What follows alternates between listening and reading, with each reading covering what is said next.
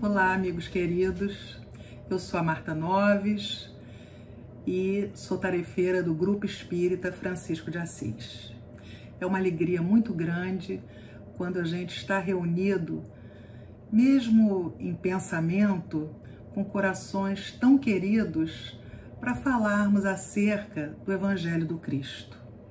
Hoje nós vamos refletir juntos acerca da parábola do festim de bodas. Essa parábola foi escrita por dois evangelistas, Mateus e Lucas, mas nós optamos por refletirmos acerca daquela que foi escrita por Mateus. E lá é dito o seguinte, que o reino dos céus é semelhante a um rei que resolve fazer uma grande festa de casamento para o seu filho.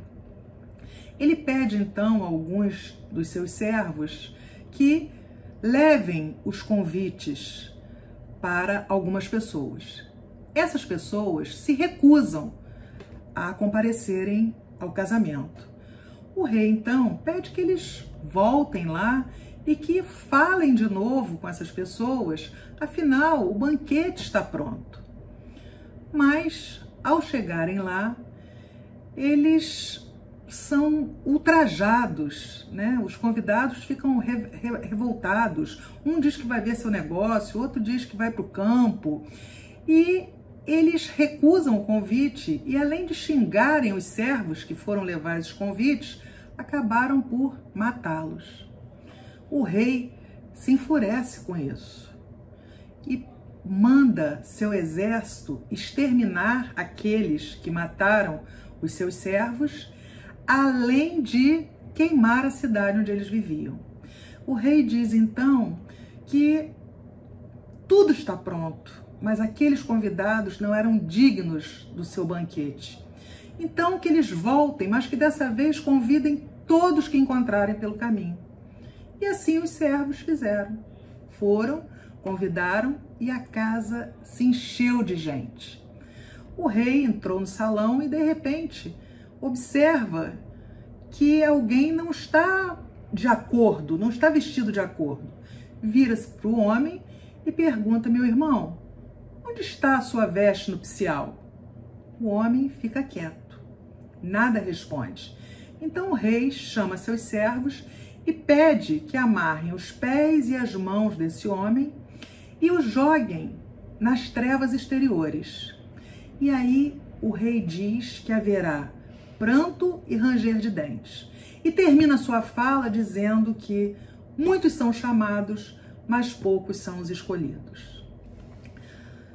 Todas as vezes que a gente vai estudar alguma coisa referente à fala de Jesus, é preciso que a gente se transporte para aquele lugar. Primeiro a gente tem que entender que esse evangelista, Mateus, todas as vezes que ele escrevia para o povo judeu. Então ele usava expressões, ele usava palavras que o povo judeu, com certeza, ia entender. Então, uma vez transportados para aquela época, a gente tem que se lembrar e tem que ter certeza que os ensinamentos do Cristo, eles são eternos, eles são para sempre.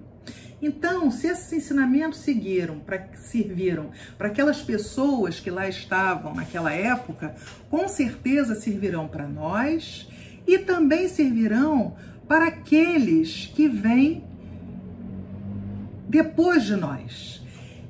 E vale a pena dizer que a beleza do aprendizado da parábola está exatamente em a gente trazer esse ensinamento para os nossos dias, para os dias atuais. E é isso que a gente vai tentar fazer nesse momento. A gente vai tentar entender o que Jesus estava querendo dizer, não apenas para aquelas pessoas, mas para nós hoje também. Então, quando ele inicia falando do reino dos céus. O que é esse reino dos céus, senão o evangelho dele, né? O evangelho de Jesus, colocado no coração de cada um de nós. Meus irmãos, o dia que a gente conseguir todos estarmos com o Evangelho do Cristo dentro do coração, nós vamos desfrutar de um banquete espiritual. Nós vamos estar numa grande festa. E aí conheceremos a tão sonhada felicidade, aquela, obviamente, que nos será permitido conhecer. Então ele fala de um rei. Que rei é esse? Deus. E ele fala que esse rei queria fazer o casamento de seu filho. Quem era o filho? Jesus. Vamos entender primeiro um pouco mais acerca do casamento, né? Porque é uma festa de casamento, de bodas. O que significava o casamento para aquele povo? O casamento era alguma coisa extremamente importante, porque para eles era o ato que, pela fidelidade, unia duas pessoas que se amavam. Por conta disso, o casamento durava 7 dias, então ele era festejado durante 7 dias. E desde o Velho Testamento a gente observa que todas as vezes que quer se falar da integração, da união de Deus com a humanidade, é usada a palavra casamento. Então, por isso Jesus se utilizou desse recurso. Se a gente observa, João Batista, primo de Jesus, né? Foi quem batizou Jesus Cristo, inclusive. Ele, quando encontra Jesus, ele chama Jesus de noivo. Ele diz, lá vem o noivo. Quando a gente vai consultar o livro Consolador, Emmanuel explica para nós o que João Batista quis dizer com noivo, lá na questão 309. É que o noivo da humanidade é Jesus. Assim nos diz Emmanuel. Então esse rei, que é Deus, enviou servos para convidar algumas pessoas. Quem são esses servos e quem são esses convidados? Os servos, com certeza, são aqueles profetas. Quantos deles não vieram para disseminar as leis divinas na humanidade, né? Mas quem seriam esses primeiros convidados? Esses primeiros convidados foram os judeus. Foram aqueles que pertenciam às 12 tribos de Israel. E por que será que os primeiros a serem convidados foram eles? Porque Deus pensou que, como eles tinham conhecimento da primeira revelação trazida por Moisés, eles seriam capazes de disseminar a lei divina. Então, aqueles fariseus, aqueles sacerdotes, eram pessoas que conheciam muito das leis. Então, o que Deus esperava é que eles fizessem esse trabalho de disseminação do Evangelho. Mas o que acontece? Os judeus, apesar de esperarem naquela época, e até hoje eles esperam, um Messias que vai implantar a paz. Só que eles achavam que esse Messias viria sentado num cavalo, com uma armadura belíssima, com uma espada. E Jesus era o oposto disso. Jesus jamais iria ganhar um reino pela força. Não era essa a proposta, mas eles não entendiam, como não entendem até hoje isso. Eles continuam lá esperando o Messias. Para os judeus daquela época, Jesus não passava de um simples profeta galileu. Era um profeta que veio da Galileia, mas jamais aquele Messias esperado. Por isso, quando os profetas foram fazer o primeiro convite, eles se recusaram. E aí o rei manda de novo. Não, vai lá, chama de novo para minha festa. E o que acontece? Eles estavam tão preocupados com as coisas da matéria, com as coisas exteriores. Um queria ver o campo, o outro seus negócios. eles estavam tão preocupados com o lado externo das coisas que eles se irritaram. E aí começaram a xingar aqueles profetas, né? E chegaram mesmo a matá-los. Quantos desses profetas não foram mortos naquela época por tentarem disseminar a lei divina? Mas aí Jesus, para fazer com que a gente ouça e para fazer com que eles lá naquela época também, que ele falou essa parábola, ouvissem o que ele estava dizendo, ele foi duro, dizendo que esse rei se enfureceu, colocando aí aquela ideia de Deus que nós sabemos que não existe, porque Deus não é um Deus vingativo, nem é um Deus punidor, não. Deus é misericórdia, Deus é bondade. Mas ele disse isso exatamente para ver se as pessoas acordavam, se a gente acorda. E ele diz que esse rei mandou seus exércitos, os seus exércitos mataram aqueles que mataram os seus servos e ainda destruíram a sua cidade. Ora, Jesus naquele momento já fazia alusão a um fato que aconteceria mais tarde, que seria a derrubada, a destruição do Templo de Jerusalém, que aconteceu em 1586. Então a gente observa que o rei, então, que Deus resolve então mandar um terceiro grupo, já que o primeiro grupo de convidados não aceitou, depois não aceitaram novamente. Então ele diz, não, agora, virou para os servos e disse, agora vocês vão lá e convidem todos que vocês acharem pelo caminho. Então dessa vez, Deus disse assim, não, vai lá agora, os judeus envaidecidos, presos no seu orgulho e egoísmo, não quiseram aceitar o meu convite. Então vai lá agora e chama todos aqueles que vocês encontrarem pelo caminho, bons e maus. Ora, o que será que Jesus estava querendo dizer com isso na parábola, né? Quem são esses bons, quem são esses maus? A gente sabe que o povo judeu era monoteísta, ele só acreditava em um Deus. Mas os outros povos acreditavam em vários deuses. Então, agora Deus está disposto a convidar para o seu reino os adúlteros e as prostitutas. Mas vamos prestar atenção numa coisa. Naquela época, ser adúltero ou ser prostituta não tinha nada a ver com sexo. Nada a ver com aquilo que nós entendemos no dia de hoje, nos dias atuais. Adúltero era aquele que idolatrava vários deuses.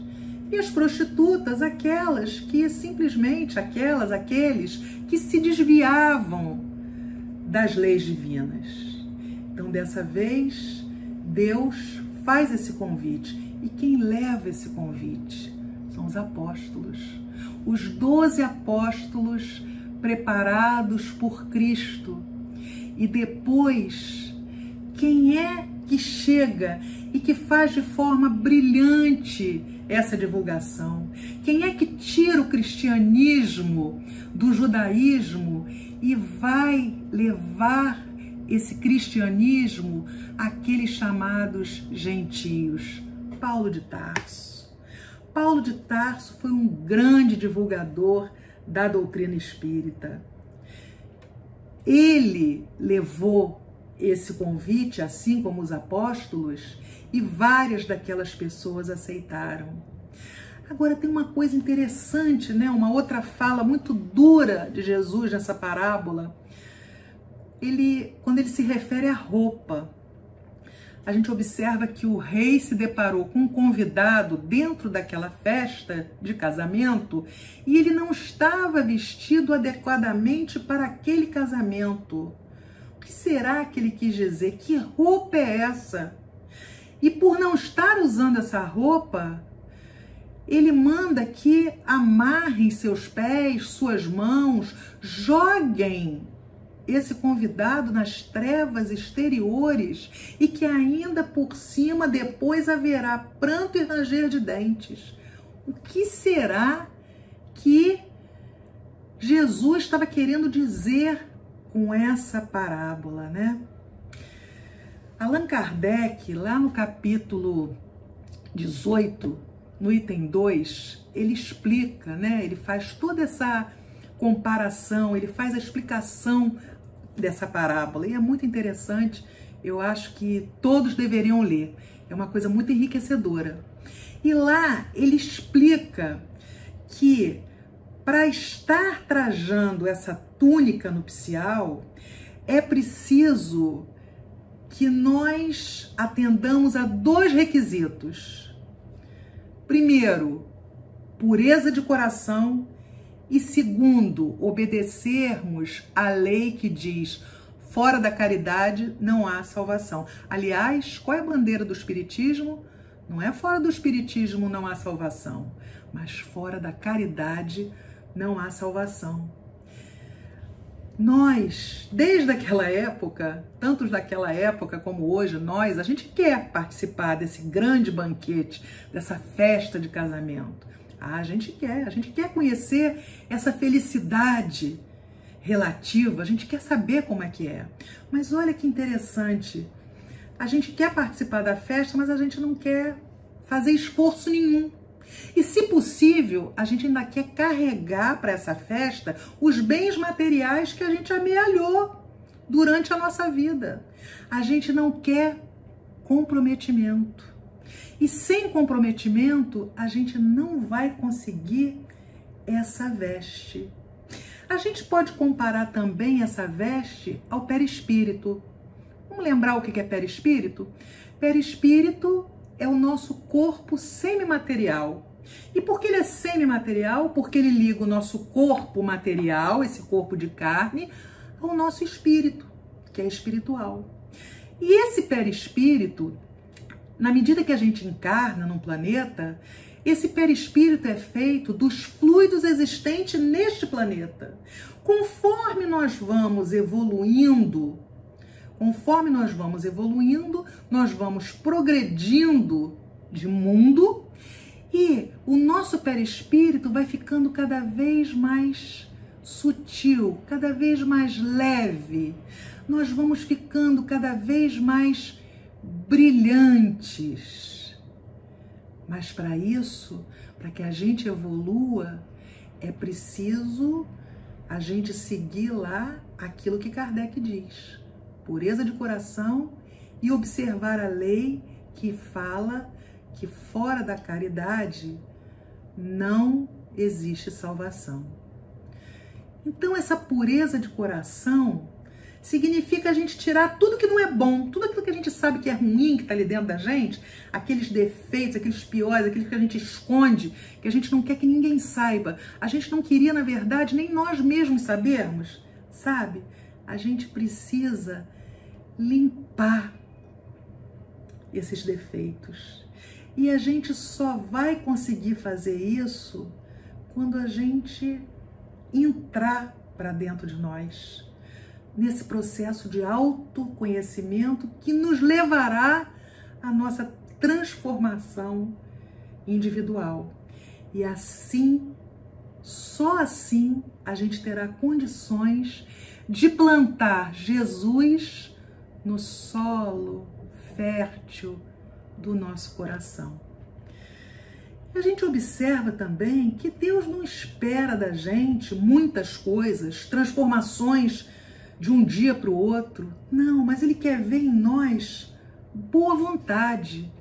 Ele precisa enxergar em cada um de nós a intenção, aquela vontade de dar o primeiro passo. Porque afinal, como é que a gente reconhece mesmo o espírita?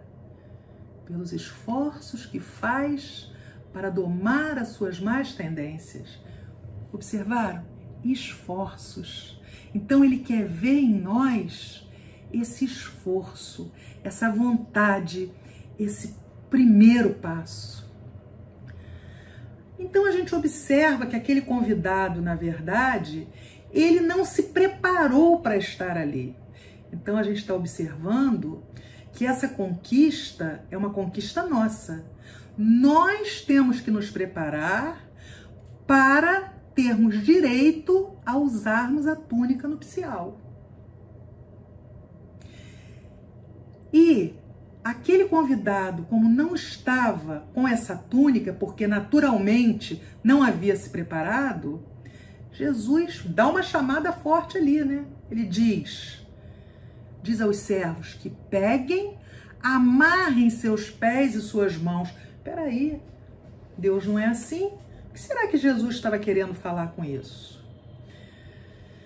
Muitas vezes a misericórdia divina, por amor a cada um de nós, precisa nos parar, precisa cortar um pouco da nossa liberdade, porque nós fazemos escolhas, mas muitas vezes essas escolhas estão indo por caminhos muito tortuosos, e chega um momento que a divindade diz, não, vamos parar, porque senão, onde é que será que a Marta vai parar?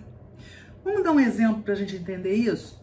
Eu fiquei pensando numa criatura que nessa encarnação tivesse tentado o suicídio. Tentou, mas não conseguiu, graças a Deus.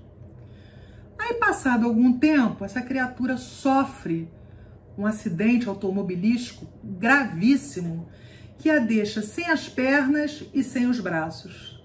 Muitos vão olhar e vão dizer, ah, coitado, por que isso foi acontecer com ele? Não terá sido a providência divina que terá parado essa criatura para que ela não consiga, sem braços e sem pernas, se suicidar? Então, muitas vezes, Deus, para que a gente pare, Ele amarra os nossos pés, Ele amarra as nossas mãos, Ele cerceia a nossa liberdade. Como é que Ele faz isso? Pela dor.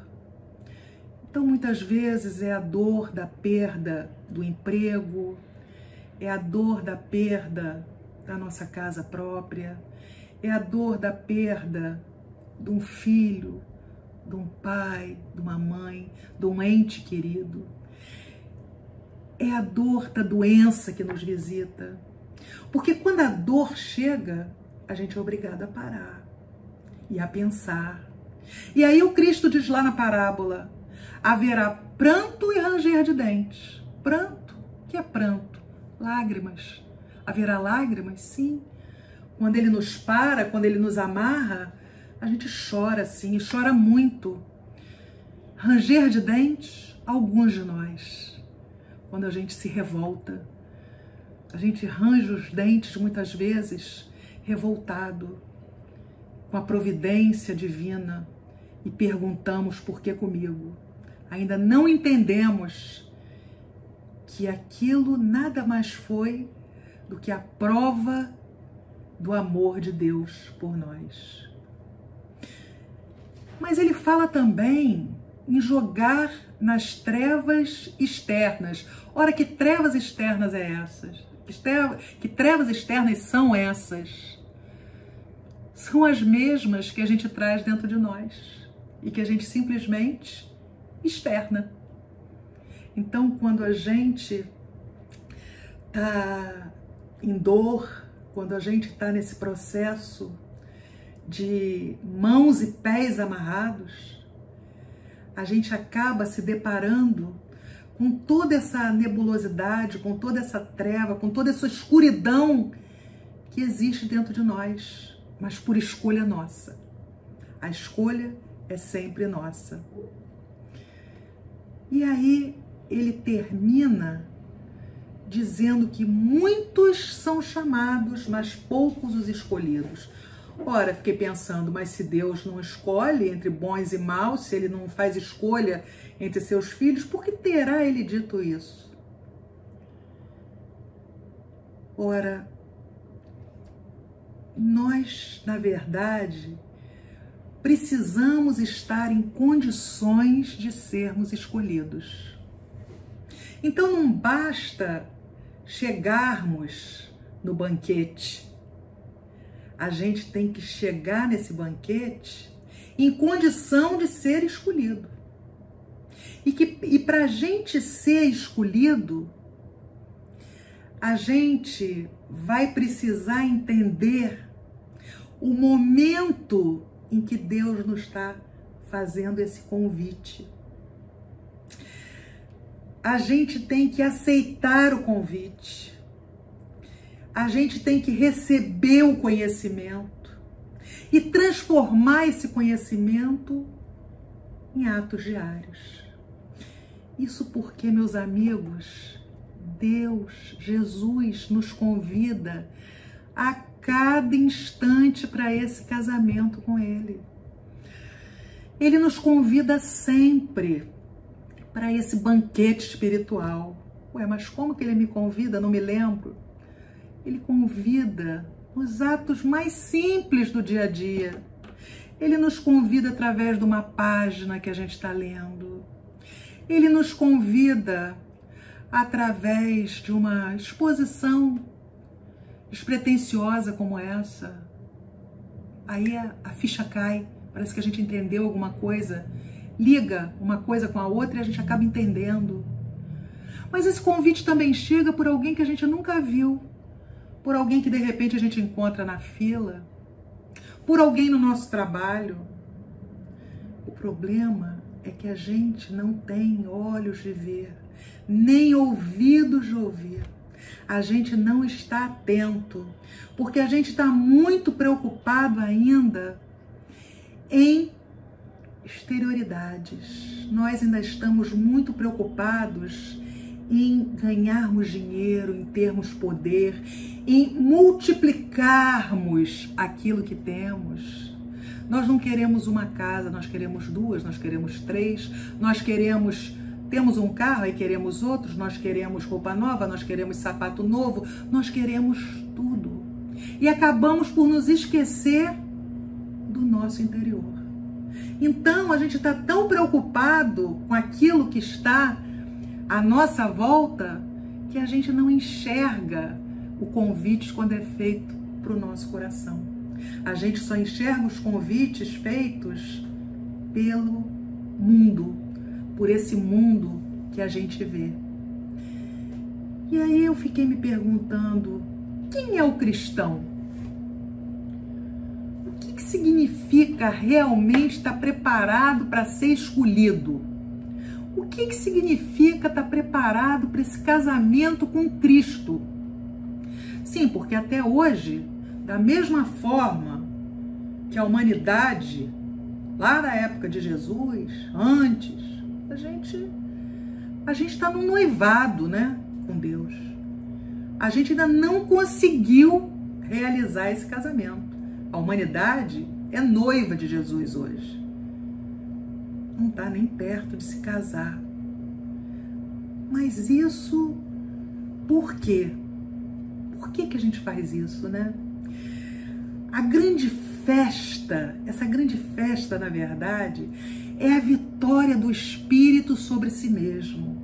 Essa grande festa vai acontecer quando nós conseguirmos vencer essas coisas feias, sujas que tem lá dentro de nós, aquelas que a gente não quer nem enxergar. Quando isso acontecer, aí sim nós seremos convidados por Deus para esse grande banquete. Eu estava lendo aquele livro Jesus no Lar, ele é de Neio Lúcio, Pelas Mãos de Chico. Aquele livro é muito interessante, né?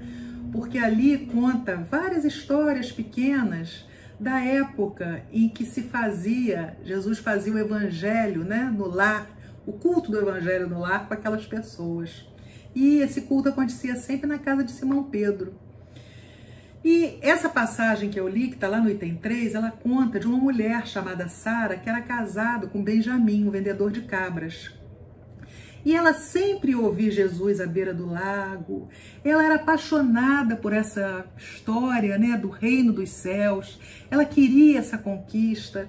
Mas nesse dia ela disse a Jesus que ela estava muito triste, porque apesar dela querer, ela era muito apegada aos bens materiais, ela não sabia perdoar e ela era muito ciumenta. Então como que ela poderia, né, conseguir esse reino dos céus? Como conseguir plantar, né? A gente trazendo para hoje, como conseguir plantar Jesus dentro dela, né? O evangelho dele.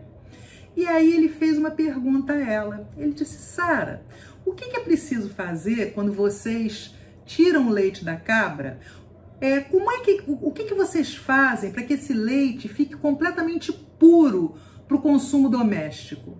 Ela respondeu para ele: ah, mestre, mas isso é muito fácil. A primeira providência é que o vaso onde esse leite vai ser colocado, ele tem que estar completamente limpo. Não pode haver uma sujeira, porque se ele entrar em contato com uma sujeira, o leite pode azedar. E aí Jesus, com aquela doçura, aquela mansuetude que nós conhecemos, disse para ela: mas da mesma forma é a revelação celeste no coração humano. Se a gente não purifica o vaso da nossa alma, por mais que a gente receba o conhecimento, que esse conhecimento seja bom, seja superior, ele acaba se confundindo com essa sujeira que tem ali dentro. E aí a gente não vai poder absorver e aproveitar nada desse conhecimento. Ou seja, sem a gente se autoburilar, sem a gente ir melhorando o nosso coração, a gente não tem como se transformar, a gente não tem como transformar esse noivado em casamento com Deus. E outra coisa que eu fiquei pensando e trazendo para hoje é que na medida que a gente vai conhecendo as leis divinas, a gente aprende através do estudo, através das exposições que a gente vai escutando, que a gente vai tendo mais responsabilidade. Então eu fiquei me perguntando se hoje, com o conhecimento que a gente já tem, não deveremos ser nós, os servos, aqueles servos daquela época que levaram o convite. Será que a gente não tem que levar o convite do Evangelho para aqueles que estão ao nosso entorno? A gente não tem que levar esse convite para esse casamento com Cristo? Eu acho que cabe a nós. Mas acho também que não nos cabe escolher, porque Jesus disse: muitos os chamados, poucos os escolhidos. Mas esses escolhidos são escolhidos por Deus. E a gente, muitas vezes, quer fazer o papel de Deus. Olha que absurdo. Aí eu fiquei me lembrando, na casa espírita, no nosso ambiente de trabalho, na nossa casa. Olha só como é que a gente escolhe. Olha como é que a gente muitas vezes deixa de dar oportunidade a um trabalhador que chega com boa vontade, querendo abraçar um trabalho. A gente nega essa oportunidade por critérios nossos. Então vamos dar um exemplo daquela filha que chega em casa e diz para a mãe: mãe, aprendi a fazer uma receita de bolo. Podemos experimentar hoje? Pelo amor de Deus, fala qual é o bolo que eu faço. Não desarruma a cozinha. A gente está tirando dela a oportunidade de conhecer alguma coisa nova. Um trabalhador que chega para a gente e diz: eu gostaria de participar da equipe de recepção da sua casa. Mas aí você para, pensa e diz: meu Deus, essa criatura não sorri. Como é que essa criatura vai ficar na recepção da nossa casa? Aí a gente simplesmente diz assim: vamos esperar no momento mais oportuno, agora nós já temos pessoas suficientes. Não nos damos ao trabalho de chegar para essa criatura e dizer o que ela tem que melhorar. E aceitarmos sim, porque ela tem boa vontade. Não é isso que Deus quer de nós? Ele não quer o primeiro passo. E por que a gente nega o primeiro passo quando tantos vêm até nós pedir essa chance. O banquete é, na verdade, o símbolo da grande confraternização universal. Haverá o dia, meus irmãos, em que, independentemente de raça, de cor, de orientação sexual, de religião, nós estaremos todos à mesma mesa, com Cristo, compartilhando o mesmo pão. Esse é o nosso desejo. Mas, para encerrar as reflexões de hoje, eu gostaria de deixar duas perguntas para todos nós. A primeira é: o que eu estou fazendo para participar dessa festa? O que eu, Marta, enquanto pessoa, enquanto espírito imortal que sou, estou fazendo? De que forma eu estou limpando o meu jarro para que o leite entre e continue puro, para que esse leite não azede? E a outra pergunta é: de que forma eu estou ajudando Cristo na construção desse reino dos céus, no coração não só meu, mas de todos aqueles meus irmãos e humanidade? De que forma eu estou sendo serva nesse momento? Já comecei a ser a serva do Cristo? Já comecei nesse firme propósito de mostrar ao meu irmão em humanidade que ele tem sim um coração fértil, mas que ele, para que ele consiga que esse coração floresça, é necessário que ele vá aos poucos retirando tudo de ruim que tem dentro dele, para que o Cristo nesse solo possa ser plantado e floresça e dê frutos. Que Jesus abençoe essa casa e que Jesus abençoe a cada um de nós. E agora, vamos então elevar os nossos pensamentos a Jesus e vamos dizer assim: Mestre amado, quanta felicidade por estarmos aqui hoje juntos, relembrando os seus ensinamentos. Que alegria, Jesus amado. Que essa alegria permaneça em nossos corações e junto com ela a vontade de nos transformarmos para podermos um dia fazermos parte do seu banquete espiritual. Que nós consigamos continuar no firme propósito de nos transformarmos, para que dessa forma, usando a túnica nupcial, possamos finalmente termos o reino dos céus dentro de nossos corações. Pedimos, Mestre amado, que ilumine esse orbe terrestre, que ilumine nossos corações, porque nós estamos muito carentes de amor, de luz e de paz. Que assim seja, graças a Deus.